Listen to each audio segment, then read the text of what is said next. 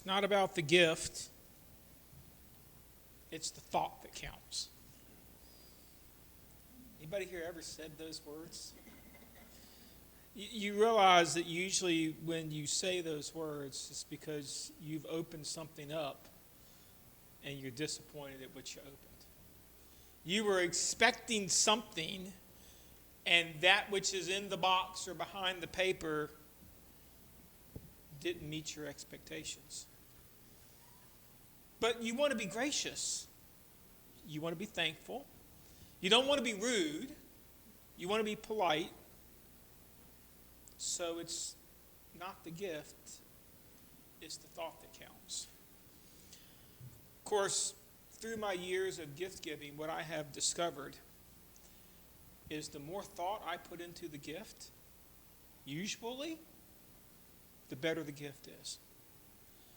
The more thought I give about the person I'm going to give the gift to,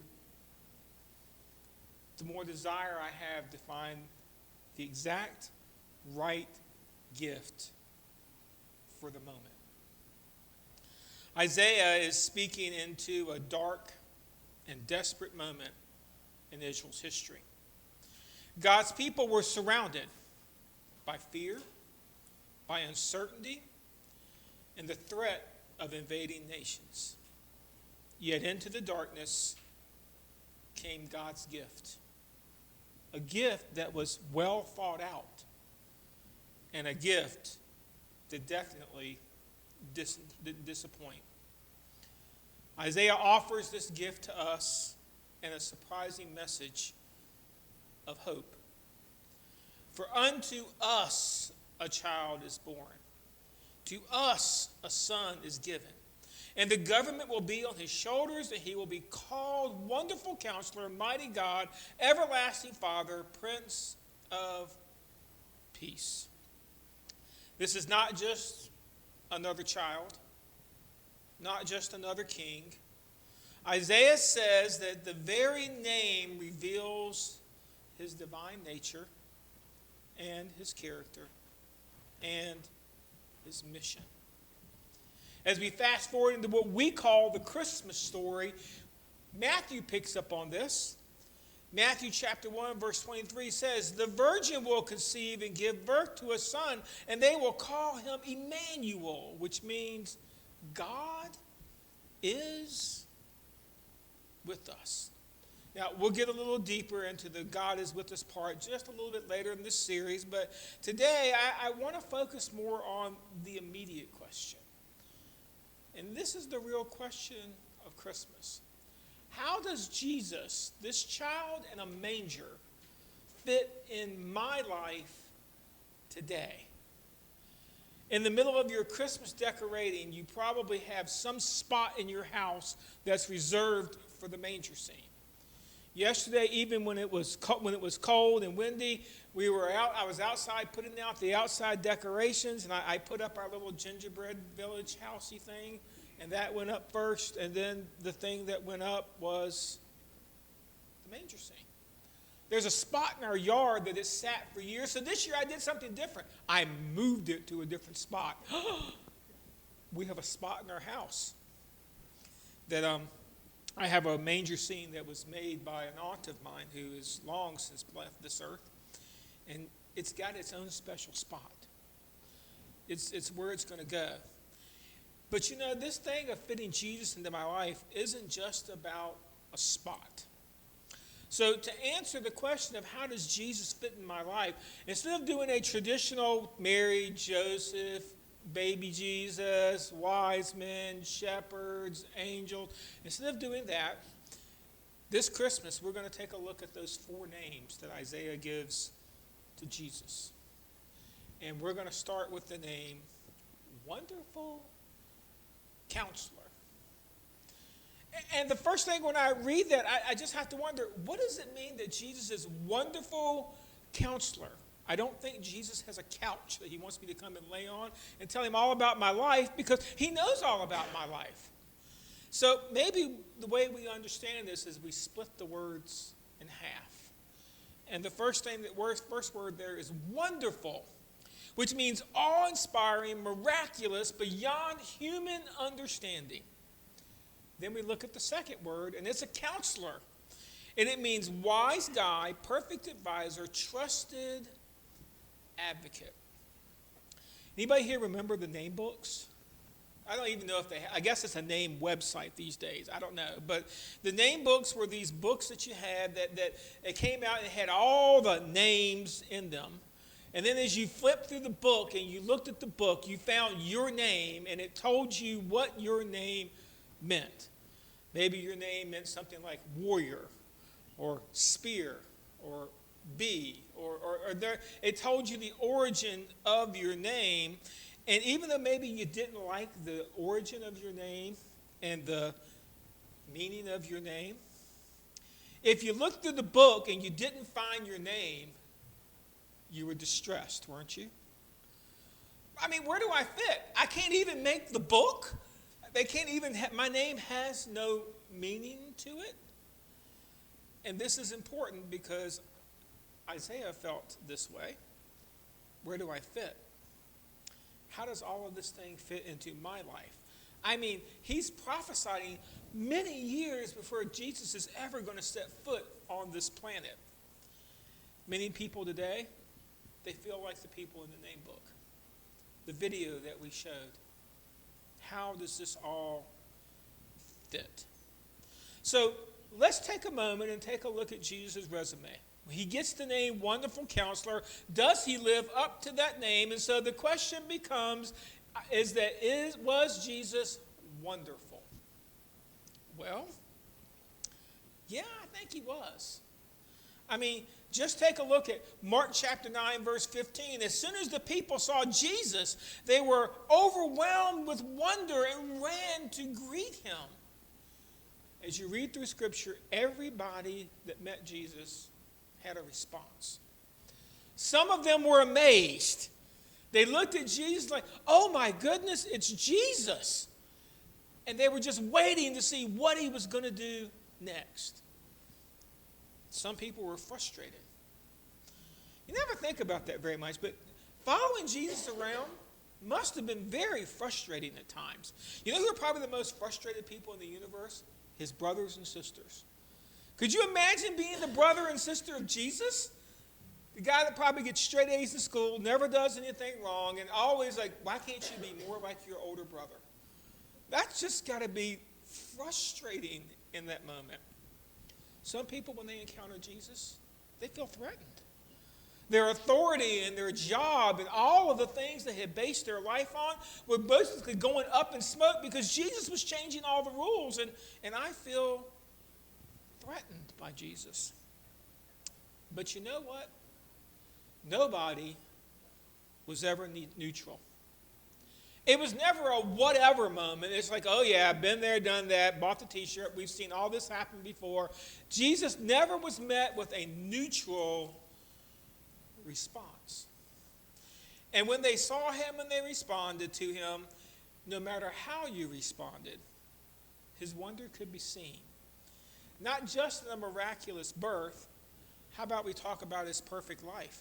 1 Peter chapter 1, verses 18 through 21. For you know that it was not with perishable things such as silver or gold that you were redeemed from the empty way of life handed down to you from your ancestors, but with the precious blood of Christ, a lamb without blemish or defect. He was chosen before the creation of the world, but was revealed in these last times for your sake. Through him you believe in God, who raised him from the dead and glorified him so that your faith and hope are in God. Think about that. 33 years on this planet, and he never made a misstep. Never took an extra cookie out the cookie jar.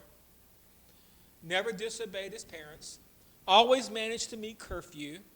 Always managed to have his homework done on time. Always managed to do everything that he was told perfectly. That's pretty wonderful, don't you think? But that wasn't the only evidence that he gave us. We have wonder in his miracles. Think about this. He healed the sick, made the blind to see, the deaf to hear, the mute to speak, and the lame to walk. He is a walking, breathing, living hospital. Anybody that came to him with any disease, he could fix it.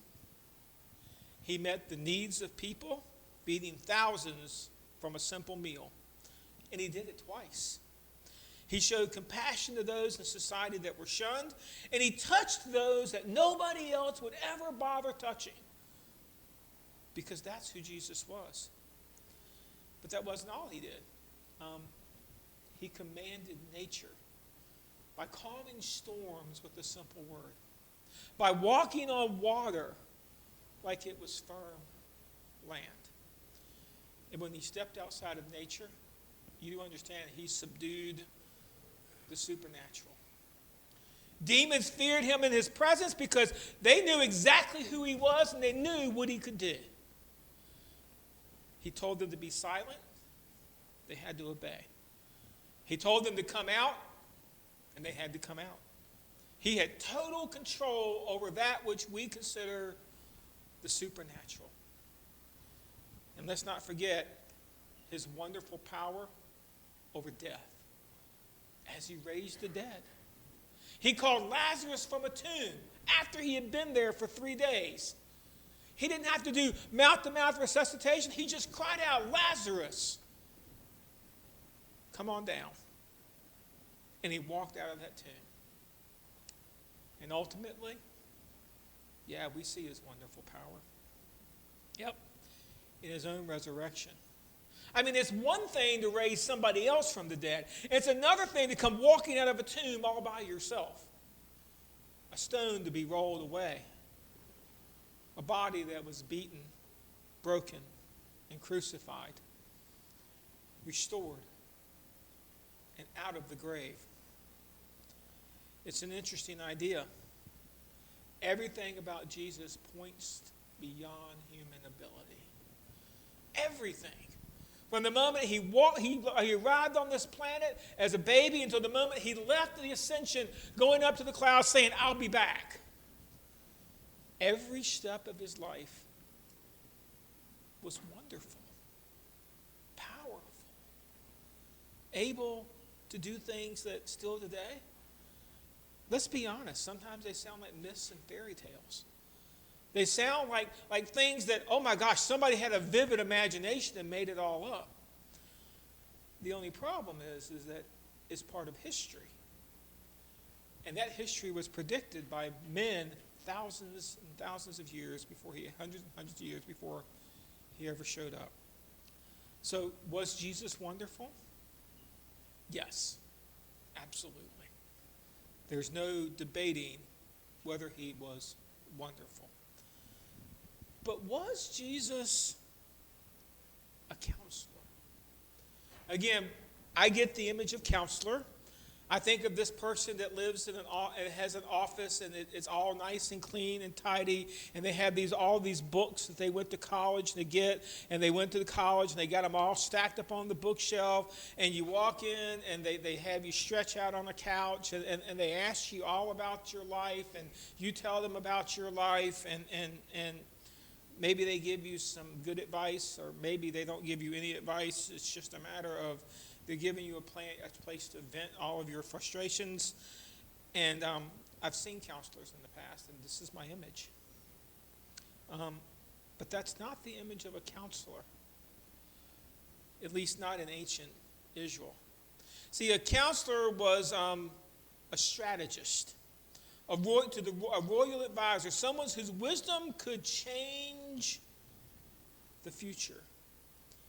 Isaiah echoes this in Isaiah chapter 28, verse 29. All this also comes from the Lord Almighty, whose plan is wonderful and whose wisdom is magnificent. So ponder the life of Jesus for just a minute, and you begin to think about Jesus. Jesus demonstrated this through his wisdom. He always seemed to have the moment, right? People challenged him and tested him, and he always seemed to have all of the right moves on the chessboard. Nobody could ever manage to put him in a checkmate. It was in his teaching, who people had never heard teaching like that before. People had never thought about what he was saying. It basically inspired them to look at God differently. It was in his decisions. He always seemed to make all of those moves that he made was always the right decision, never the wrong decision. He showed his wisdom and the knowledge of the human heart. Think about all the time the Pharisees came to test him. How easy would it have been for Jesus just to say, boink, and just flick them away like they were ants. But he never had that moment. He had that moment. He listened to their test. He took in what they were telling him, and he said, hey, look, let me tell you about your heart. That's a scary thought. A counselor that can see my most inner self. A counselor that knows what I'm thinking before I think it. A counselor that knows all about how the world works. That's who Jesus is. A hiring manager once received a resume from an applicant where the applicant was asked to list their weakness. And in that weakness section, he said, none. And then to go with it, he used himself as his own reference. He didn't get the job. It was laughable. Because the applicant could not see their own need. Spiritually, we often do the exact same thing. We hand God our resume, our good moments, our strengths, our accomplishments, hoping it proves we're doing okay. You do realize that Jesus' resume had no weaknesses to it. It was complete. He was suited for the job of wonderful counselor. And Jesus didn't come to affirm our resume. He didn't come to check our boxes. He didn't come to say, hey, you're doing okay. This wonderful counselor, where the name comes from, was very, very personal. Because it's not just who he is. It's who we need. See, this wonderful counselor is all about my relationship with him. Me and the wonderful counselor. Now, maybe you're thinking, why do I need a counselor? I'm doing okay. The bills are all paid. The kids are all fed. And I even have a little bit left over to go out and do some Christmas shopping this year. Why do I need this? It's just another thing to put in my life. Why do you need a wonderful counselor?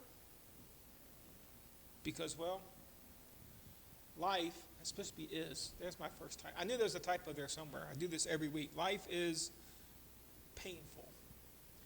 Come to me, all you who are weary and burdened, and I will give you rest.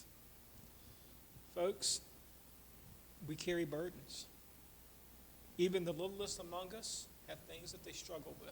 Even the oldest among us, you look back on your life and you probably carry burdens of regrets, things that you wish you had done differently. We're all going to face crossroads in our life. All are going to have decisions that we have to make. Every single one of us at some point in our life is going to have to deal with brokenness. Things not working out the way that we planned them, the way that we hoped for them. Sometimes it's the saying goodbye to loved ones. Sometimes it's dealing with things in my own life that just are broken. And that's where our counselor steps in. This wonderful counselor enters our world of chaos, and he brings clarity. I've gone through some very trying things in my life. I've made some very stupid decisions in my life. I could not imagine doing either without my wonderful counselor. That person that when I finally come to my senses, when I finally look at the mess that I'm living my life in, I can go home. Why do I need a wonderful counselor? Because reality is our wisdom fails. Proverbs chapter 14, verse 12 says, there is a way that appears right, but in the end it leads to death. So there are lots of things that look right in my life in the moment. In the moment, this looks like an awesome decision. But sometimes I just run out of answers. I've met a lot of people that think they've got it all figured out. In fact, I used to stare at one of them every morning in the mirror. I've got it. I know how this all works. Then I realized one morning that if I can figure it all out, what do I need Jesus for, right? If I've got all the answers and I've got all the things figured, I don't need Jesus. I can be my own wonderful counselor. However, what I often forget is human wisdom is often short-sighted, emotional, and self-centered. You know, though, why my decisions were always right for me? Because they were always about me. I won every single argument that I've ever been in because, you know what? I'm always right. That's how I make my decisions in my life. I don't go to the extreme to say, you know what? Let me think outside the box here. Am I really all that right? Am I just right for this moment because what I want to do in this moment means I can do it any way that I want as long as I say I'm right? See, it's a circular motion when it comes to our logic. And the reality is that we just don't have a great track record for discerning right from wrong. Proverbs chapter 6, verse 18 says, a heart that devises wicked schemes, feet that are quick to rush into evil. I don't have the track record here. I've made plenty of wrong decisions. Along the way, maybe I've made a few right, but even a broken clock is right twice a day, right? Provided it has hands. You do understand my track record says that I can't trust my own wisdom. In fact, let's be very honest about myself. I have a hard time understanding me. Have you ever looked in the mirror after you've done something and said, why on earth did I do that?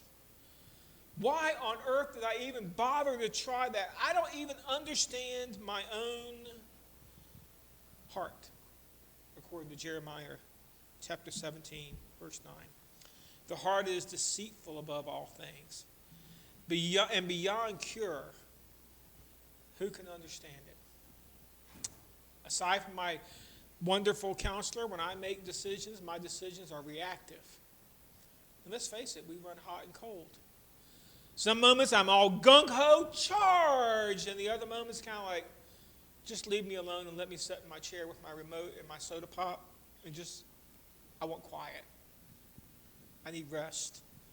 I can't make another decision. We see, we want, we respond. Isn't that how it works? You realize the advertisers that work on television and YouTube, they're counting on this from us. We see it. Oh, look, there's a piece of fruit. We want it. Oh, it looks desirable to eat. We respond. We reach, we take, we eat. It's the same story since the beginning of time. Our hearts tell us to take and eat, often without fully understanding the consequences. Do you ever stop in that moment to say, you know, if I do this now, look down the road 6 months, a year, 5 years, 10 years? No. When I want, and I draw the line, it's good for this moment. Because we're all here and now creatures. This is how our logic and our counseling works. We need a counselor who sees what we can't, knows what we don't, and loves us more than we understand. That's Jesus, the wonderful counselor. And so it's not whether or not if he is the wonderful counselor. It all comes down to how am I supposed to respond to Jesus? And it's really not all that hard. I mean, it's really not that complicated at all because it just starts with a simple idea of listening to his voice. John chapter 10, verse 27 says, my sheep listen to my voice. I know them and they follow me. Have you ever noticed, and I don't know how many people still go to libraries today. I've never been a big library fan. Have you ever noticed how much trouble they go to keep a library quiet? Extra thick padded carpet, walls that have been filled, not paper thin, spacing of the tables so that even a whisper conversation has separation.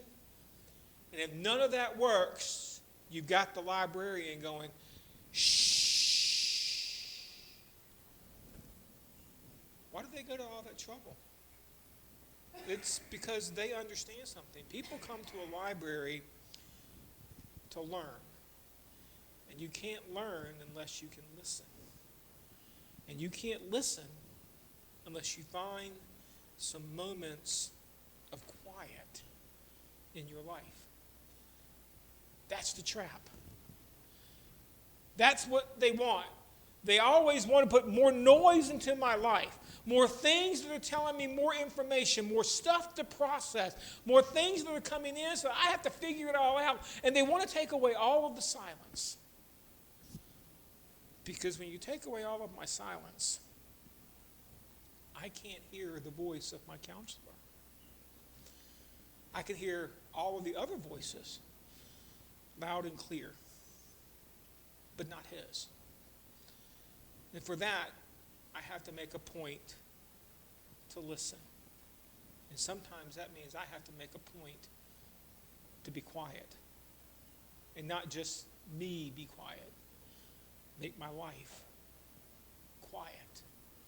Because when I begin to listen, I get my second response. I have to trust his wisdom over my own. Trust in the Lord with all your heart and lean not on your own understanding. In all your ways submit to him, and he will make your paths straight. Let's face it, trusting is not one of those things that we do very well. As a matter of fact, don't you have to earn my trust? Am I just supposed to trust you because you say trust me? Well, yes, but I think Jesus has already earned our trust. Because with trust, there's always the element of the unknown. See, Jesus earned our trust because I don't know everything, but he has showed to me that he knows everything. He knows me backwards and forwards, inside out. He knows how many hairs are on my head. He knows my past. That's kind of scary. He knows my present. Okay, it's gotten a little better. He knows my future. Okay, that's really scary. Jesus knows everything about me. And the reason I have to trust him, because in my here and now world, nothing can ever be fully understood by me. It has to come from God. That's what we call faith. Faith means leaning not on your own understanding, like the proverb said, but on his revealed truth. Leaning on his truth naturally leads to living by his direction. Trust always turns to action. And Jesus makes the invitation clear to us on once we do, once we listen, once we trust. It's where we started our service this morning. It's the idea that I actually have to follow where he leads. John chapter 12, verse 26 says, whoever serves me must, not should, not can, not is able to. Whoever serves me must follow me. And where I am, my servant also will be. My Father will honor the one who serves me. Usually when we say the word follow, we begin to get the image of denying ourselves and taking up a cross. But let's just step back for a moment. Because following means being where Jesus is. This is not about a physical location yet. Someday I will physically be where Jesus is. But that ain't today. It hasn't happened yet. If I listen and I trust, I will obey and do what Jesus asks of me. And that brings us to the heart of Christmas. How do I respond to the counselor? I listen I trust, I follow, and his counsel becomes my very hope. Because you know what? Jesus is the wonderful counselor. We can bring him our worries, knowing that he will indeed listen. We can trust his wisdom, knowing that he loves us, and we can follow him confidently, knowing he leads us toward life with him. This Christmas, we don't just celebrate a baby in a manger. We want to honor the wonderful counselor who still speaks today in the light of darkness.